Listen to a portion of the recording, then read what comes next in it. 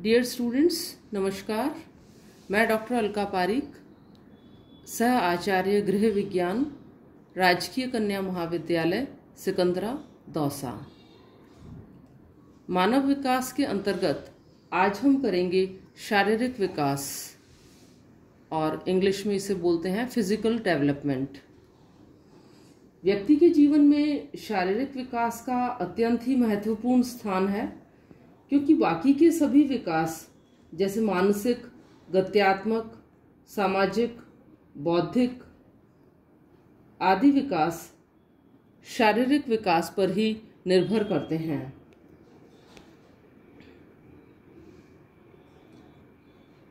यदि बचपन से ही शारीरिक विकास धीमी गति से होता है, और उसके कई कारण होते हैं, या तो बालक का न्यूट्रिशनल स्टेटस ठीक नहीं है, या वह बहुत कमज़ोर या बीमार रहता है, तो उसके कारण उसके सामाजिक, मानसिक, बौद्धिक, संवेगात्मक विकास, भाषा का विकास सभी कमज़ोर होने लगता है, जो कि बच्चे के ओवरऑल डेवलपमेंट को प्रभावित करता है।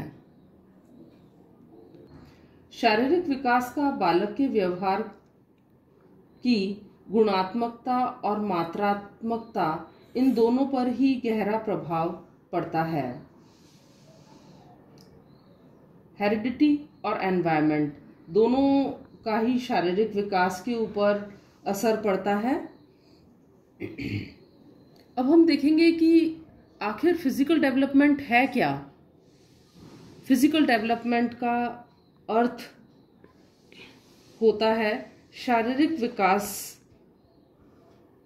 को हम इस तरह से समझ सकते हैं कि शरीर की लंबाई, भार, शारीरिक अनुपात, अस्थियों का विकास, दांतों का विकास, मांसपेशियों का विकास, आंतरिक अंगों का विकास आदि, इन सभी के प्रॉपर और टाइमली डेवलपमेंट को ही शारीरिक विकास कहते हैं। और शारीरिक विकास आप देख रहे हैं बर्थ से लेकर के और एडल्टहुड तक चलता रहता है। रादर हम ये कहें कि गर्भावस्था से लेकर के और वयस्कावस्था तक शारीरिक विकास होता है। और इस तरह से एक छोटा बालक जो 3.5 किलो का या 3 किलो का होता है, वो बड़ा होकर के 50 से 60 किलो का एडल्ट मैन या वुमेन बन जाता है। यह सब शारीरिक अंगों के निर्माण के कारण ही होता है।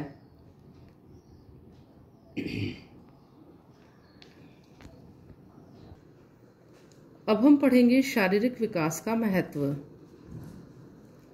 शारीरिक विकास के अंतर्गत मुख्यतः इन 5 क्षेत्रों का विकास होता है, जैसे कि नाड़ी संस्थान का विकास, अंतःस्रावी ग्रंथियों का विकास, शारीरिक संरचना का विकास, मांसपेशियों और अस्थियों का विकास, और सामान्य शारीरिक अवस्था का विकास।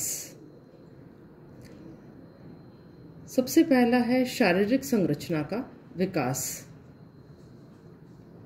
इसके अंतर्गत बाह्य व्यक्तित्व का विकास होता है। एक लंबा, चौड़ा और उत्तम शारीरिक सौष्ठव वाला बालक अधिक प्रभावशाली दिखता है और दूसरों को अपनी तरफ आकर्षित कर लेता है। इसके अंतर्गत शरीर की लंबाई, चौड़ाई, वजन, आकार, मुखाकृति, चेहरा, दांत, अस्थियां, मांसपेशियां आदि सम्मिलित हैं। दूसरा होता है नाड़ी संस्थान का विकास। इसमें बालक की बौद्धिक और मानसिक योग्यताओं का विकास होता है। मस्तिष्क की कोशिकाओं और तंत्रिका तंतुओं के विकास से ही बालक में सोचने, समझने, तर्क करने, स्मरण करने आदि की क्षमता विकसित होती है। इसीलिए हम कह सकते हैं कि मानसिक और बौद्धिक विकास शारीरिक विकास का ही एक द्योतक है। अगला होता है मांसपेशियां और अस्थियों का विकास। जहां अस्थियां हमारे शरीर को एक ढांचा प्रदान करती है, वहीं मांसपेशियां शरीर को सुंदर और आकर्षक बनाती है तथा साथ ही रचना भी प्रदान करती है। बालक में हिलने, डुलने, उठने, बैठने, दौड़ने, भागने और अपनी मांसपेशियों पर कंट्रोल करना, ये सब परिपक्वता के कारण ही हो पाता है। बाल्यावस्था में बालक की अस्थियां लचीली होती हैं और इसी कारण बार बार गिरने पर भी हड्डियां नहीं टूटती, लेकिन बालक के विकास के साथ ही हड्डियां मजबूत हो जाती हैं, उनमें कैल्शियम और फास्फोरस का डिपोजिशन होने लगता है। अगला है चौथा, अंतःस्रावी ग्रंथियों का विकास। अंतःस्रावी ग्रंथियों के विकास के कारण ही बालक के स्वभाव और व्यवहार में परिवर्तन होता है। क्रियाशील होकर के और पीयूष ग्रंथि में वृद्धि होती है, ग्रोथ हार्मोन होता है जिससे कि बालक की लंबाई नियंत्रित होती है। इसी प्रकार थायराइड ग्लैंड से थायरॉक्सिन नामक हार्मोन निकलता है जो कि शारीरिक और मानसिक विकास में सहयोग देता है। किशोरावस्था आने पर सेक्स हार्मोन्स का सिक्रीशन होता है जिससे कि बालक के सेक्स ऑर्गन्स का डेवलपमेंट होता है और उनके अंदर मैचुरेशन होता है और इसी के कारण एक बालिका स्त्री और बालक पुरुष बन जाता है। अगला होता है सामान्य शारीरिक अवस्था का विकास। शारीरिक विकास के अंतर्गत सामान्य शारीरिक अवस्था का विकास भी एक अत्यंत ही महत्वपूर्ण पहलू है जिसे कदापि नकारा नहीं जा सकता। इसका तात्पर्य है अंगों का आपस में सुसंगठित होकर समन्वित रूप से कार्य करना। इसके अंतर्गत कुछ हार्मोन्स का सिक्रीशन और होता है, जैसे कि आइलेट्स ऑफ लैंगरहैंस में इंसुलिन हार्मोन होता है। इसका सिक्रीशन डायबिटीज़ को कंट्रोल करता है। इसी प्रकार विटामिन ए की कमी से नाइट ब्लाइंडनेस या रतौंधी, अंधता या ब्लाइंडनेस, विटामिन बी की कमी से बेरी और त्वचा के रोग, विटामिन सी की कमी से स्कर्वी और विटामिन डी की कमी से रिकेट्स रोग हो जाता है। तो ये 5 पहलू हैं जो कि जिनसे हम समझ सकते हैं कि शारीरिक विकास कितना महत्वपूर्ण है किसी भी बालक के जीवन में। शारीरिक विकास को अध्ययन की दृष्टि से 2 भागों में विभाजित किया जा सकता है, प्रीनेटल डेवलपमेंट और पोस्टनेटल डेवलपमेंट। न्यूनेटल हमेशा कहते हैं न्यूबॉर्न चाइल्ड को, तो नेटल मतलब होता है शिशु।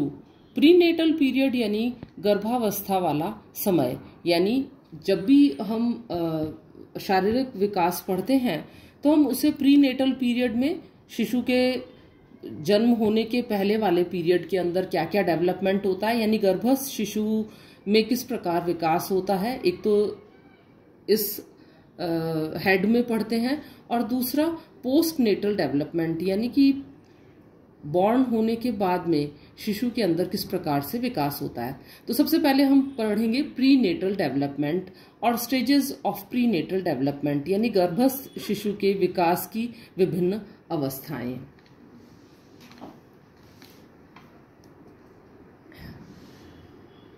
ह्यूमन लाइफ स्टार्ट होती है कंसेप्शन से, यानी निषेचन से ह्यूमन लाइफ शुरू होती है। जब एक मेल से स्पर्म और एक फीमेल का एग जब मिलते हैं तो एक नए ऑर्गेनिज्म का डेवलपमेंट स्टार्ट होता है और एक नई लाइफ शुरू होती है। प्रीनेटल डेवलपमेंट के यानी कि गर्भस्थ शिशु के विकास में 3 पीरियड्स इंपॉर्टेंट होते हैं, जर्मिनल पीरियड, एम्ब्रियोनिक पीरियड और फीटल पीरियड। इसे हिंदी में बोलते हैं डिंब अवस्था, पिंड अवस्था और भ्रूण अवस्था।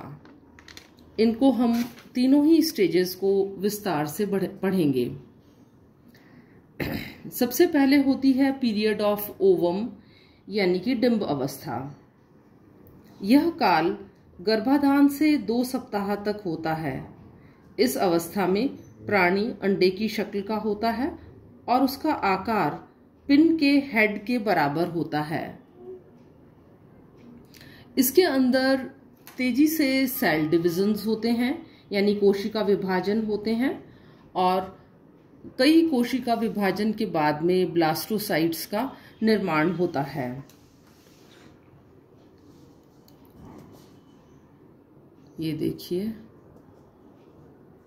इसके बाद अगली अवस्था होती है पिंड अवस्था। ये 24 to 30 आवर्स आफ्टर फर्टिलाइजेशन, निषेचन के 24 से 30 घंटे बाद किस तरह की शक्ल होती है भ्रूण की, उसकी पिक्चर है ये 36 आवर्स आफ्टर फर्टिलाइजेशन, 48 घंटे यानी 2 दिन के बाद में, ये 3 दिन, निषेचन के बाद के 3 दिन के बाद। इस तरह से सेल डिविजन्स होते चलते हैं। चौथे दिन और 4 या 5 दिन में ब्लास्टोसाइट इस तरह का नजर आता है। ये 6 to 7 डेज, 15 डेज। इसके बाद होती है पिंड अवस्था, जिसे बोलते हैं एम्ब्रियोनिक पीरियड। यह अवस्था 2 सप्ताह से 2 माह तक की होती है। इस अवस्था में विकास की गति अति तीव्र होती है और 2 महीने के अंत तक पिंड की आकृति इस तरह से मानव की शक्ल की दिखाई देती है। इस अवस्था में शरीर के मुख्य मुख्य अंगों का निर्माण हो जाता है और यह निर्माण 3 परतों में देखा जाता है। प्रथम परत सबसे बाहरी परत होती है, एक्टोडर्म बोलते हैं जिसे। इस परत पर त्वचा, दांत, नाखून, बाल, मस्तिष्क और स्नायु मंडल का विकास होता है। दूसरी परत होती है मिडिल लेयर, मीजोडर्म। इस परत पर मांसपेशियां, परिवाही तंत्र, उत्सर्गी तंत्र आदि का विकास होता है। और तृतीय परत से जो इनर लेयर होती है उसे एंडोडर्म कहते हैं यानी भीतरी परत। इस परत पर पाचन प्रणाली, फेफड़े, यकृत, प्लीहा आदि का विकास होता है। दूसरे माह के अंत तक पिंड की लंबाई 2 इंच और वजन 2 ग्राम हो जाता है। पहले सिर का विकास होता है और फिर शेष अंगों का विकास होता है। तीसरी अवस्था होती है पीरियड ऑफ फीटस अर्थात भ्रूण अवस्था। यह अवस्था 2 महीने से लेकर जन्म तक की होती है। ये विभिन्न अवस्थाओं में 6 वीक्स, 7 वीक्स और 8 वीक्स पर भ्रूण किस प्रकार दिखाई देता है, ये पिक्चर के माध्यम से आपको बताया जा रहा है।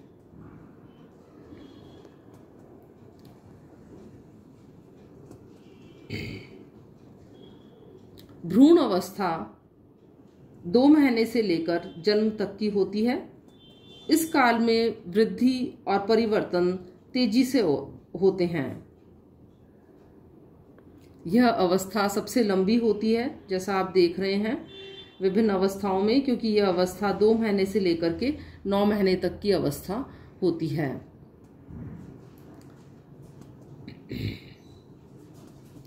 तीसरे महीने के अंत तक गर्भस्थ शिशु की लंबाई 3.5 इंच होती है। 5वें महीने तक 10 इंच हो जाती है।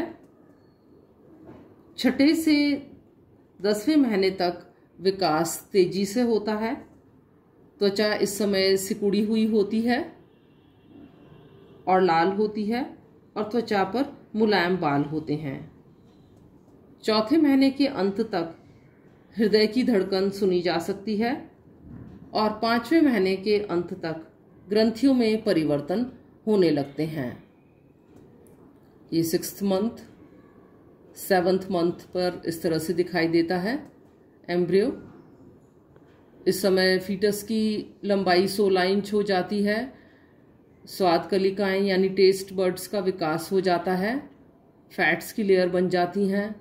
ऑर्गन्स परिपक्व होने लगते हैं, लेकिन त्वचा अभी भी सिकुड़ी हुई और लाल होती है। और 9 महीने पर इस तरह से होता है, जिसमें कि फीटस 19 से 20 इंच लंबा हो जाता है, लंग्स मैच्योर हो जाते हैं और अब बालक इंडिपेंडेंटली ब्रीथ कर सकता है, यानी सांस ले सकता है बिना माँ के भी। इस समय स्किन पिंक और स्मूथ होती है और लोअर एब्डोमेन में बालक सेटल हो जाता है और अंत में 9 महीने या 9 महीने अगर हम ल्यूनर मंथ्स कहें, चंद्रमास कहें तो 10 चंद्रमास, और अगर डॉक्टर्स की लैंग्वेज में कहें तो 9 मंथ्स और 10 डेज में फुली ग्रोन बेबी का बर्थ हो जाता है। तो ये था प्रीनेटल डेवलपमेंट कि गर्भस्थ शिशु का विकास किस प्रकार से होता है। Thank you.